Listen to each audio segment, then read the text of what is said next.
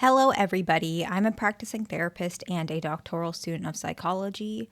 Today, I wanted to go over signs that I feel are unmistakable when an avoidant deeply loves you. Now, avoidant individuals, their love it doesn't show up as prominently as secure, anxious, preoccupied, or even fearful avoidant leaning anxious. So that would be disorganized leaning anxious. So if it's a disorganized leaning dismissive or a dismissive avoidant, you can start seeing that the love is a little bit hard to distinguish because they tend to be a little bit more stoic. They tend to close off their feelings a little bit. And so some of the things that might seem small to you, someone who is not an avoidant, may be more prominent from their side. And I think that's why this video is very important. It highlights those differences and allows two individuals to understand how the other person loves for increased compatibility, compromise, and of course, longevity of the relationship. And the very first one that I feel is very important, and when I'm working with couples, this one is where I start to notice that the individuals together are feeling more trusting, and I feel that the partner, the avoidant individual, does want to open up their feelings of love. And it's that when they hurt you, or maybe they've left you before, they apologize and they do commit to changing. So it's not a cycle, right? Sometimes you see that it's a cycle. They say they're sorry, but it's just a Band-Aid, and then later they go back to old habits. You can see that. And that's not just dismissive or fearful. We see this with anybody who's not really ready to change. You see a cycle. But when an avoidant wants to open up and wants to heal, because it's healthy to heal, right? Everybody should try to heal as much as they can, or what's feasible for them. If you're seeing that they are committed to changing and apologizing, especially after they've done something to hurt you, it means that they acknowledge that it's not worth losing you or hurting you for a fear that they have or some limiting belief or psychological barrier. They start realizing maybe it's not worth it. Maybe I don't need to be so stubborn. Maybe I don't need to be like this because I'm losing something that's more valuable to me, which is you, right? And so this one is very important. I'm going to give an example. And these examples I see in my practice a lot, okay? And so they may sound very realistic, but they are just examples. They're not somebody's information, okay? But I see couples a lot where I see somebody. Let's say we have a fearful avoidant female and a dismissive avoidant male. Actually, this is a little more common with an anxious preoccupied female. So maybe I should say it's anxious preoccupied. We see I'm going to say that they're married, okay? And this happens a lot. And they are a little bit of a older couple. So maybe late 30s, 40s, maybe 50s, around there. And I'm not saying that's old. I'm saying it's older than me. And we're seeing that they've been married for a while. And in the beginning, when they first, let's say, started seeing me, he's very passive aggressive, which is not healthy. And some avoidants are passive aggressive. However, passive aggressive is not a healthy way to communicate. I actually wrote a paper recently about, obviously it was for school. Like I haven't finished my PhD yet, but passive aggressive is, of course, a lot of people know it.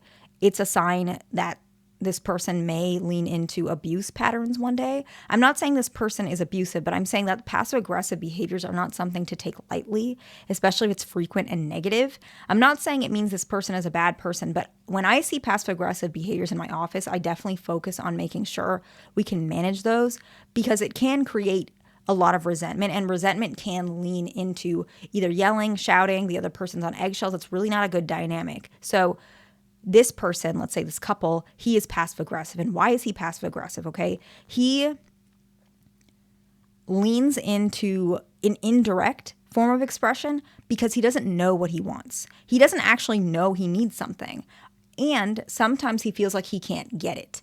The reason why I said this is an anxious preoccupied more than fearful avoidant is because anxious preoccupied folks, sometimes they can be very unaware of the subtle feelings of their partner. They're more aware of if he's pulling away or if they're afraid maybe he's mad, those types of things. But they don't hear when let's say a dismissive avoidant says, well, I really don't want to do that, so I'm not gonna. They think, okay, this is a person who's stubborn. This is a person who's angry. And you could be right about both those things, but there's another thing depending on their tone, right? this person feels like, okay, I'm never allowed to get my way. I feel suffocated. Let me stand my ground very strongly so I can do, what I feel is right, because I'm feeling suffocated. Now, I'm not saying it's the anxious preoccupied's fault, but what happens is they try to heal their partner and say, don't do that.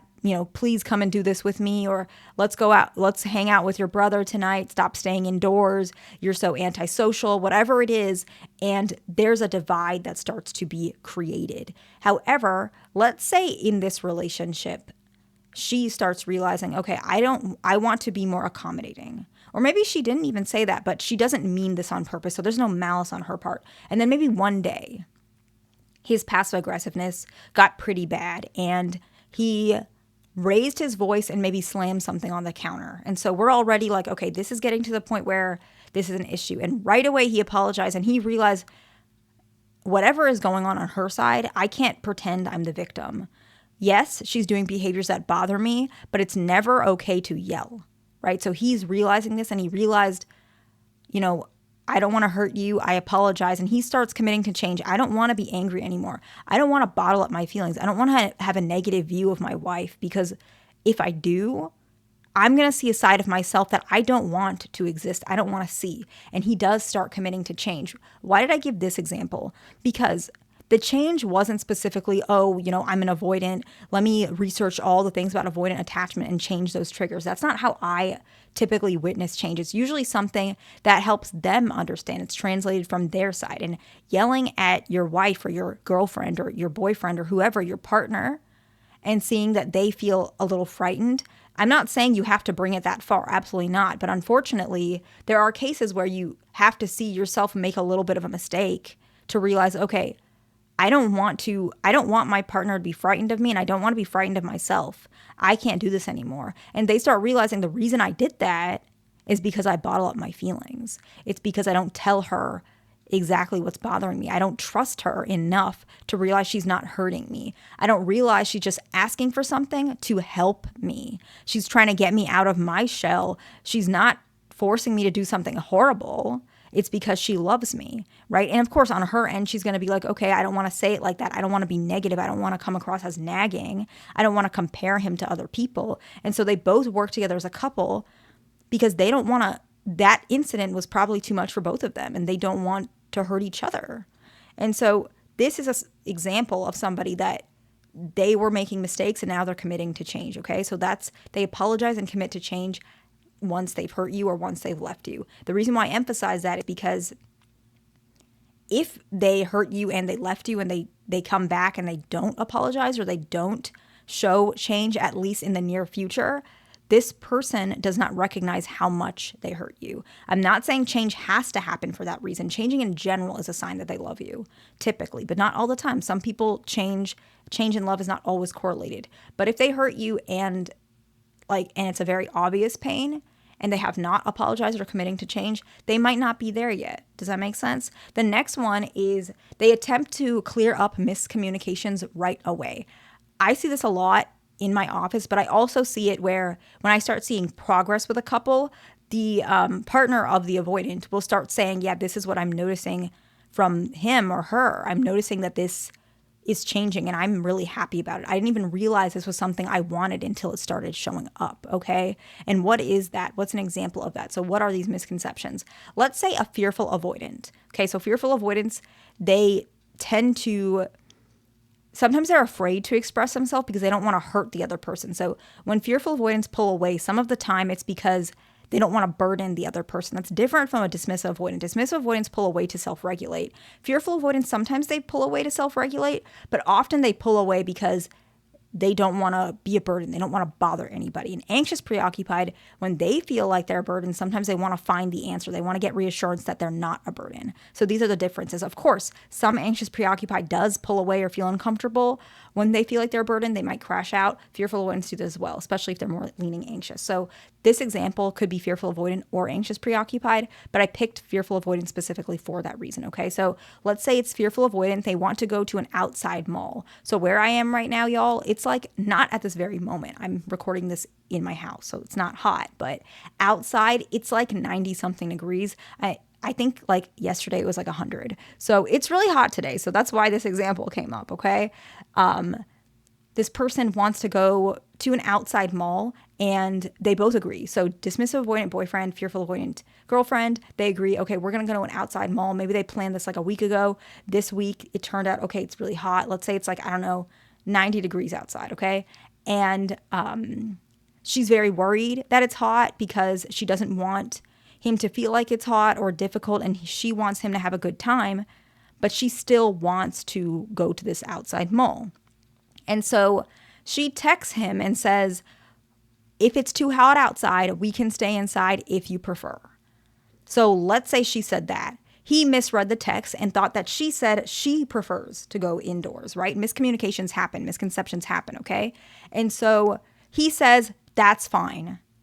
And so she's like, what does that's fine mean? And she texts again and says, okay, so you want to go, so we're going indoors. And he says yes. And then, she's feeling okay about that. But then she later asks, maybe 10, 20 minutes later, she's asked, okay, can they go to the outside mall next week?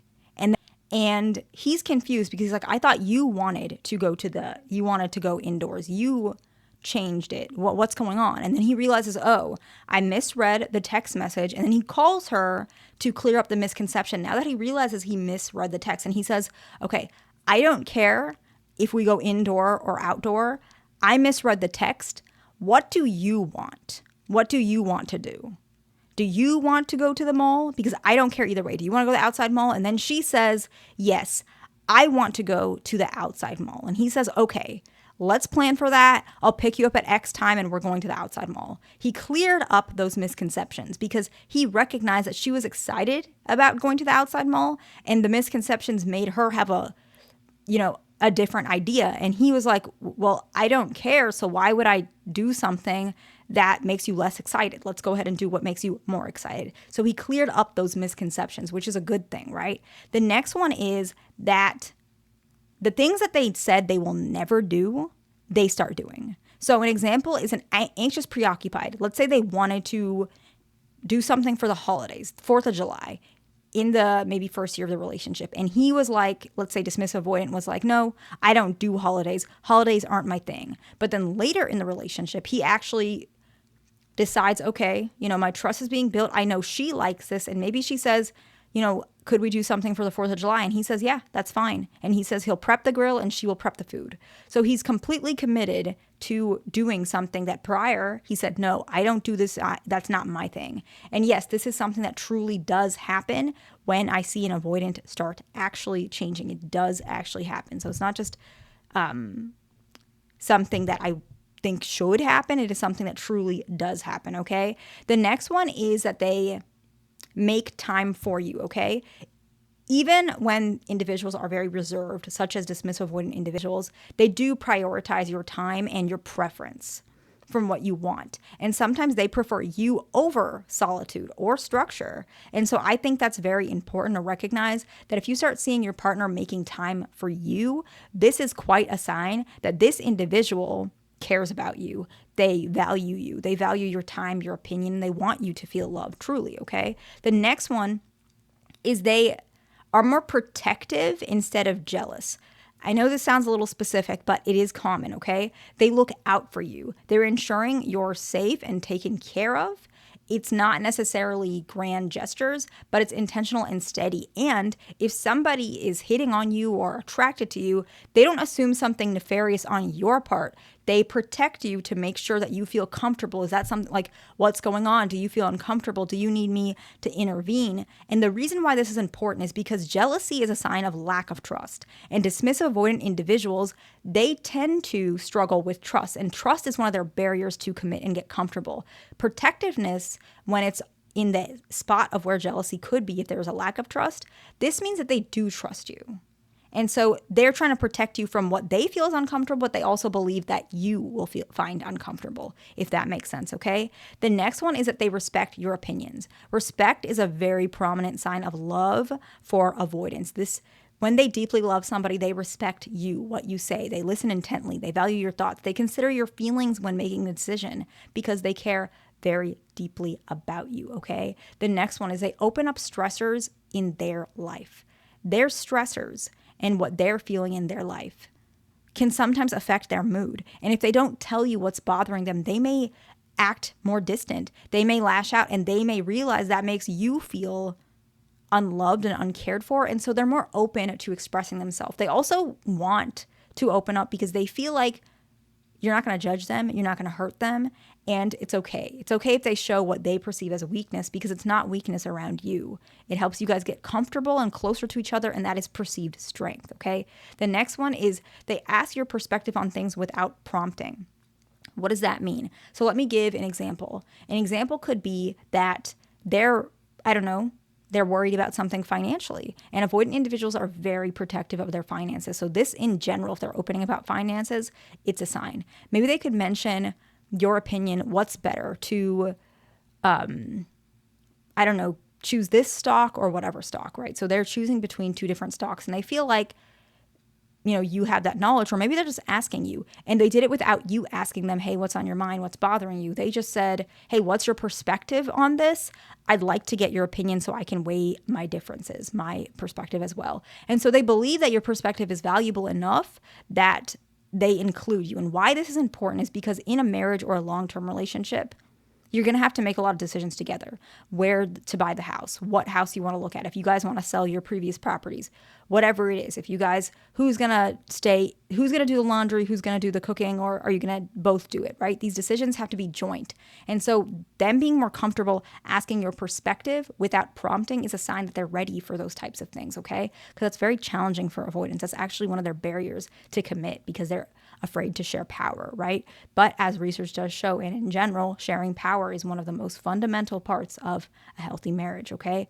The last one is unwavering confidence when they reply about milestones. And I emphasize reply, because a lot of times if you were to ask something, when are we going to get married, or when are we going to move in together, or are we ever going to move in together, they take that as nagging or pressure. But if they are confident and it's unwavering when they reply, they're not annoyed, that is a much better sign that they trust you, right? Are we ever going to move in together? Yeah, sure. We probably will, or we will. I'm just busy with work, right? Confidence. Do you feel like we're making progress about our relationship? Yes, of course, right? They're expressing to you that you're in their life, and they do want to be comfortable with these things with you, and they're showing you, yes, I can handle it.